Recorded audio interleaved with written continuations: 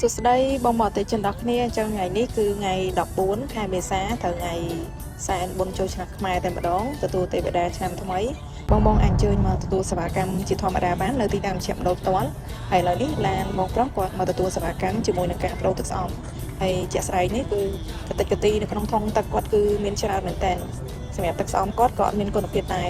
អានេះជាការសំណល់នៃការបង្ហូរហើយតើតើមួយទឹកស្អំរបស់គាត់អញ្ចឹងថ្ងៃនេះគាត់ជ្រើសរើសយកផលិតផល Toyota ទឹកស្អំរបស់ក្រុមហ៊ុនធានាគុណភាពសុទ្ធរបស់ក្រុមហ៊ុន 100% ជូនគាត់នេះយើងធ្វើការតេស្តគុណភាពជាក់ស្ដែងទៅលើទឹកស្អំរបស់ Toyota តែម្ដងគឺកម្រិតដក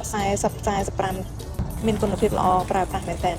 យើងធ្វើការបង្ហូររួចរាល់ហើយយើងចាប់ផ្ដើមធ្វើការចាក់បញ្ចូលធ្វើម៉េចឲ្យបានគ្រប់គ្រាន់ចំនួនជូនទៅដល់អតិថិជនវិញបន្ទាប់មកយើងក៏ធ្វើការបច្ចេកវិទ្យាដើម្បីឲ្យវាចាប់ផ្ដើមដើរស្ដាប់ពេលទឹកដើម្បីបញ្ចូលទៅក្នុងធុងទឹកដើម្បីប្រកាសថាធុងទឹកគឺមាន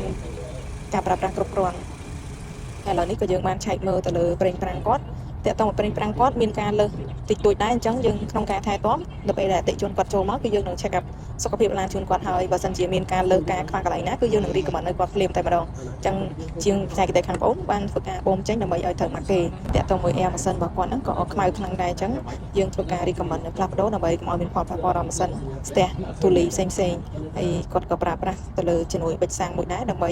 កាត់បន្ថយជាតិអាស៊ីតជាតិទឹកក៏ដូចជាលាងប្រព័ន្ធប៊ិចសាំងបានល្អផងដែរចឹងអរគុណច្រើនសម្រាប់បងដែលគ្រប់គ្រងសេវាកម្មលីកោទុំតនិនអាចមកទទួលសេវាកម្មជាធម្មតានៅក្នុងបុណ្យចូលឆ្នាំខ្មែរនេះអរគុណសូមជម្រាបលា